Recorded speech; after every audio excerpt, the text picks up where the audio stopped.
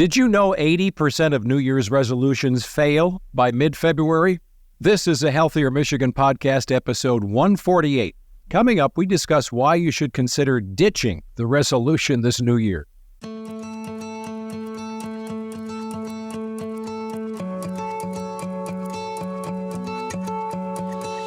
Welcome to a Healthier Michigan podcast. It's a podcast dedicated to navigating how we can improve our health and well-being through small, healthy habits we can start implementing right now. I'm your host, Chuck Gaidica, and every other week we'll sit down with a certified expert to discuss topics that cover nutrition, fitness, a lot more. And on this episode, we're going deep into New Year's resolutions. Have you already made one? Have you already broken it? Oh no. Why should we consider approaching changes that we want to make in life the way we do, and how can we do it in a more constructive way? With me today is integrative health expert, therapist, NASM master trainer, and fitness nutrition specialist, Angela Moore. It is so good to see you again. Happy New Year. Happy New Year to you.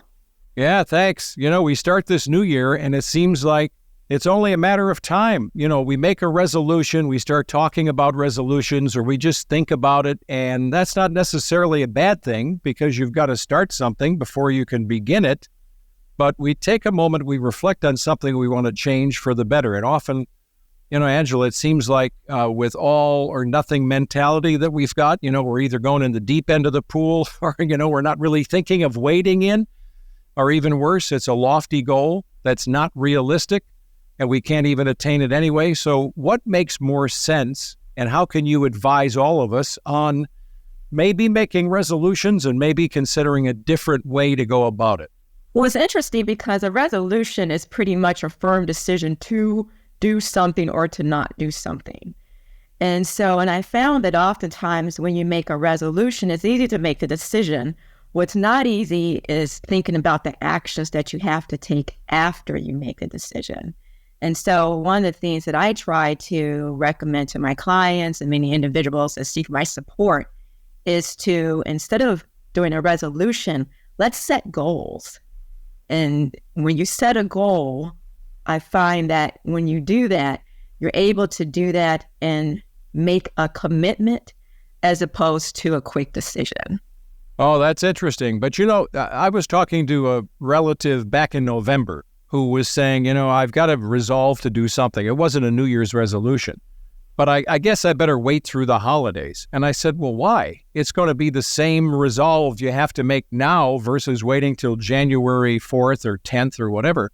So is just the idea of the New Year's idea flawed in a sense?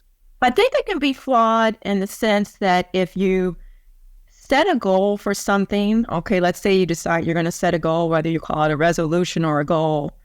And if it's too lofty, if it's too large, right, one, you're going to set yourself up for failure. It's no way that you're going to accomplish something that is unrealistic.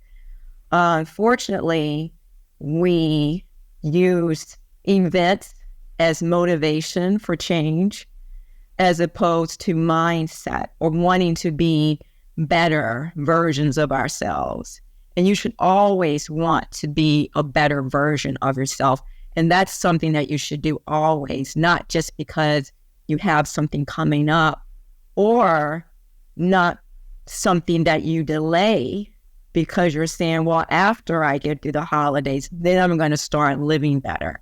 Because really, the moment that thought comes to your mind where I want to be better, why not start right now? Why not start today? And that was my point. And I guess, you know, we've all been through this in one way or another in our own context. The idea, I'm going to start a diet now called lifestyle change, but I'll start it Monday. Well, then which Monday are we talking about, right? So we do tend as human beings to kind of kick the can down the road anyway. I mean, we already know that about ourselves, don't we? Most definitely. And it's funny that you reference eating, because I find that's typically what a lot of people say they want to change after New Year's. And a lot of times they delay it because they say, well, I want to eat as much as I want during the holidays. And then after the holidays, then I'm going to really, you know, dig in deep and be committed. The thing is, your next meal is an opportunity to choose healthier. And even if that next meal is not the healthiest meal that you could have selected at that time, the following meal can be better. So I think you understand what I'm saying here is I'm just encouraging you to always want to be your best. And every thought is an opportunity to start to change behaviors for the better. And this idea you just mentioned a few minutes ago of using an event to sort of remind us, I mean, we do that in other very healthy, holistic ways. Set your clocks back and we fall back, and don't forget to change the batteries in your smoke detector. Well, there's an event. It's a trigger. It does make me think and stop about my family's safety, my safety, right? So I think having New Year's or whatever your event is not such a bad thing. But this idea of changing behavior now versus waiting is probably not a bad idea. So I think if it helps you start something, that's good. If, a specific date helps you remember to do something to change the batteries in your smoke detector, to start to do something that is beneficial, to your health. But something I always say is health is not something that you stop. You may start it, but you don't ever stop it. It's not a race that you ever finish. Because really, once you make the decision to be healthier, it's not even a marathon because it doesn't end. It's a continuous journey that I would hope that you would stay on for the rest of your life. And it's going to have its ups and downs, its mountains and valleys. But if you see it as a journey of health and healthier decisions and healthier actions, and you intentionally throughout each and every day try to make better decisions, over time, what you'll find is your life will be better for those decisions that you made along the way and for the actions that you took to support the decisions that you made. And you've already talked about this idea. We've said it many times on the podcast. SMART goals, S-M-A-R-T, and the A can be achievable, right? Setting yourself up for something so lofty, even if it is losing weight, well, that's admirable. We all want to try to do that, most of us somehow. And if you say I'm going to lose 80 pounds in 2 months, probably not, right? Well, it's interesting that you say that about losing weight because oftentimes people associate losing weight with exercise, and rightfully so, as well as eating better. But to say I'm going to exercise, do you know what that means to exercise? Yeah, right. Are you going to be doing cardiovascular exercise? Are you going to be doing strength training? Are you going to be doing HIIT interval, high intensity interval training? Are you going to be doing yoga? What forms of exercise are you going to be doing? If you're going to be doing strength training, are you going to be using free weights, machines, calisthenics? And really thinking through what, once you make the decision to do something, what are the action steps I need to take to make that decision, beneficial and profitable for my life? Same thing with eating. It's saying I want to eat healthier. What is healthy eating for you? Are you going to be vegetarian, vegan, pescatarian, whatever you decide to do? Have you even thought that through? And do you know how to do that? Like some people say they want to be vegan, and their idea of being vegan is to go buy like an Impossible Burger and to buy a lot of processed vegan foods. Is that really a healthy form of veganism? Or would it be whole foods that are nutrient dense and calorie dilute, that are going to give you a lot of nutrients that allow you over time to, improve your overall health? Well, it's funny because you're such an expert and you're rambling through these. I love these names, right? There's the vegetarian. We all kind of get that one. Pescatarian, is that where you concentrate on fish, right? Yes. All right. And then I would consider myself flexitarian, right? Yes, well, I kind of forgot that one. Yeah. So there are all these titles, and if you're just starting something new, you can get swamped when you're trying to play Google Health Coach for yourself, because you see all these titles and you go, oh my gosh, I don't even know. Am I flexi, pesky? What am I? And then you go, heck with it. So I think you got to be careful too that you don't overwhelm and swamp yourself with so much info. If it's to start jogging, well, just get the shoes, bundle up, and let's go. Yeah. And do you even know what shoes to buy? Well, yeah. Yeah, because, my shoes that look kind of cute may not be the shoes that I'm going to go running in. Well, that's funny. I never think of my shoes as cute, but it's just the way it is. That's a difference right there. So if I'm looking to change my behavior and start something new, how do we approach it so we are literally setting ourselves up for success? And it's funny, you may laugh when I say this. The best way to set yourself up for success is to acknowledge that you're going to have failure. Truly, because truly, in order to become successful, there are some times and moments and experiences along the way where you're going to fail, you're going to make mistakes, and you're going to have the intention to do the right thing and not be able to do it. And so I would say first accept that there are going to be some mistakes along the way. And truly, if you want to be successful, understand that it is the day-to-day, the moment by moment, the minute, the second, by second decisions that you make along the way that'll eventually help you get there. You want to make sure that you're not trying to do something that's unachievable, unrealistic, too short-term, most definitely. And also recognize that when you're trying to do something, if you need help and support with the goal that you set, perhaps it's something that is too grand or too complicated or complex for you to do by yourself, and maybe seeking the assistance of someone that has knowledge and information and even resources to help you achieve your goals so that you can be successful is definitely very helpful. And you're speaking about someone like yourself, a coach, right? Somebody that, or a nutritionist or a dietitian, somebody who can step in and help you. Yeah. And it's interesting because the clients that come to me, whether they're coming to me as a therapist or they're coming to me as an NASM master trainer, of course, I provide those integrative health services, because what I've recognized is that those people that want to make the physical changes, oftentimes the reason that they're not able to be successful in making those physical changes is because of the mental health challenges that they have. And so I have found that it really is a 3-pillar approach. My goal is to help you be mentally strong, physically fit, and nutritionally balanced. And I find that if you can master all those 3 components, that over time you will be successful in pretty much anything that you do. Because any goals that you set along the way, you're being able to navigate through them in a struggle for stronger mindset. You're more balanced in the way that you're eating, and then as well as you're taking very good care of yourself. And so you're better prepared for any goals that you're trying to achieve, and you're better prepared to deal with any challenges that are going to come up as you're trying to achieve those goals.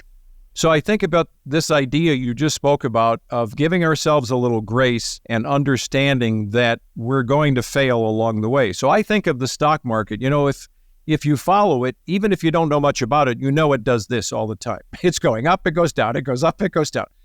But what we're looking for is an inclination. We don't mind it going up and down as long as overall we're going up. We're seeing progress, right? And I think that's so valuable to say that, to give ourselves a little love, to know, well, we're going to miss jogging, or we're going to go to a birthday party and have some cake and pizza. If you look at the overall long-term plan and you're progressing up and onward, I think you make a great point. Give ourselves a little love there. Well, and it's actually, what's interesting is I've recognized it's the times when you fail, when you tend to improve the most. It's interesting, years ago, I had a little boy that I was working with that was really beating himself up over a sport that he was participating in. And one of the things that I told him, I said, no, it's really funny because when you do your sport and you're doing really well, you're very happy, you're very excited, but you don't think about how you were able to do well in that sport. I said, but when you mess up, you think about it, right? You go back, you review, okay, did I do that? How did I make this mistake? Or what did I do wrong that didn't give me the outcome that I wanted? And so really I really say it's really no failure. It's really opportunities for growth. One of the famous quotes, I believe, that Nelson Mandela said was, you are either learning or you are learning. And that is such an amazing thing to think about, because understanding that extra times when you make a mistake or you fall short or you eat the thing that you didn't want to do, or you fail to exercise or keep up with that commitment that you made to yourself. Yeah. That's an opportunity to say, well, why is it? Why is it that I decided to eat that really unhealthy food? Or why is it that I decided not to exercise? Or why is it that I behaved in that very unhealthy way in that situation? And what can I do going forward to make a healthier decision, to move instead of being stagnant and not moving, to make a healthy decision and then follow it with better behavior? It's going to better prepare you for challenges later in life. Well, and isn't that true in all of life, right? I mean, even some of the greatest success stories we've seen in business and other places, there's a ton of failure. I mean, Babe Ruth, the baseball player. I mean, we know these things intellectually, and yet sometimes it's hard to apply them to ourselves, that failure goes along with greatness sometimes, oftentimes. It's an essential part, actually. And that is actually what I teach my clients, is that it's an essential, necessary part towards success. So you've got so many varied off-ramps in your practice, right? Therapist, trainer. I mean, you can cover nutrition. When you think about goals, if you look back at recent or your long-term practice, what are some of the best ways that you have been able to advise your clients and you have seen success? I mean, somebody may call it a hack, so it doesn't really matter, but when you're setting a goal, not just a resolution, what are you seeing are the successful ways to create goals and then keep on moving toward progress? Yeah, I would say first making the commitment that you're going, that once you decide what goal you're trying to achieve, making the commitment that you're going to follow through with whatever actions are necessary to make yourself successful in achieving that goal. And really, every day is an opportunity to, as I said before, to be a better version of yourself. And along the way, if you can recognize that each experience, the minute you wake up and you open your eyes, is an opportunity to set your mindset to a positive or negative mindset. Any interactions that you have with special loved ones in your life is an opportunity to have a good, healthy interaction or have a negative interaction. And if you have a negative interaction, what are you going to do to correct that if you can? So before you leave the house, if you have a negative interaction with a spouse or a loved one or your son or daughter, what are you going to do to fix it so that when you leave the house, you feel better instead of leaving angry or frustrated? When you're driving along the way, I will say, that you allow yourself enough time for the drive. But let's just say, and then once you get in the car, are you going to be frustrated? If you're feeling frustrated, are you going to keep that feeling of frustration and let it linger as you go through your drive and bring that into your work environment or your school environment or wherever you're going through the day? As you're going through each experience of the day where you're interacting with coworkers or interacting with, peers or interacting with other individuals, are you going to have a positive mindset or a negative mindset? If someone acts towards you negatively, are you going to let that negatively impact you for the rest of the day, or you're going to kind of shrug it off and keep going? Or are you going to say, I'm going to be responsible for the energy I bring into the room, and I'm going to be positive, and I'm going to bring positivity into everything that I'm going to do. I'm going to bring excellence into everything that I do, and I'm going to make healthy, excellent decisions as I go throughout the day. When you're going for meetings or you're going to classes or whatever it is that you're doing throughout the day, do you have the mindset that you're going to do it in an excellent, healthy way? Or do you have this mindset where, I'm just going to halfway do it and not give my best? And then as you end your day, how do you want to end your day? Do you want to end your day with a healthy meal, maybe some physical activity and movement? Do you want to end your day spending quality time with your loved one, or quality time with yourself? And then when you settle down, do you want to reflect on your day and feel positive about it and end on a real nice positive note? Or are you going to get on emails and start doing work and or watch something that's very, stressful and end your day in a very negative way? So basically what I just told you is how you can make your day successful and how you would navigate through a day. And what I think one of the upsides to practicing that, the best that we all can, is that you can indeed become an influencer, right? If you have a goal to start to drop a few pounds and you do it in a positive way, without speaking about it, you could be influencing your entire family. If you're positive at work, you're going to be the person they're looking at saying, I don't know what that guy's got, but I want some of it. I think there's so much that can come from that mindset change you're talking about and encouraging us all about. Yeah, and making a decision that if your mindset's not right, if you're noticing a negative shift, taking responsibility to fix it. And that's truly how you're able to set goals and achieve those goals and how you're able to continuously be successful. Understanding that along the way, it is a series of firm decisions. It is a series of resolutions that you're making throughout the day that ultimately will lead to your success. But set the goal that each and every day, I'm going to be my best and healthiest self. Are you big on writing things down, whether you're that person that needs, here, I've got them handy right here near me here at my desk, Post-its, right? I'm going to put a few on the mirror to let me know something or what my goal is, or even journaling after the fact, or having an app on your phone to help you track your food intake, et cetera. Are you big on writing, journaling, or making it visible so you can actually find success in your goals? Yes, definitely. And I'm actually a really big fan of writing things down, even if you type it up on your computer and print it out, because I find that oftentimes if it's unseen, it's not thought about. And so having your goals and your, and things that you're trying to do, or reminders of things that you want to do, post it throughout your house, whether it's on your mirror, I have like an actual board where I put things that I'm trying to do on that board, and I can look at that board and it keeps me on track with the goals that I'm trying to achieve. And I also love the idea of even putting affirmations or motivational phrases on your Post-its on your mirror. So in addition to thinking about your goals, give yourself some inspiration and motivation along the way. Yeah. Well, and I think now I'm going to go out after part of our discussion today, and when I get jogging shoes, I'm going to get cute shoes, to your point. I'm going to get positive and look at my feet and say, look how cute my feet are today. Right? That's a positive affirmation. Just make sure they're good shoes. Make sure they're good shoes. I'm really particular about my runner shoes because, I'm an avid runner. I love to run. I love to exercise outside.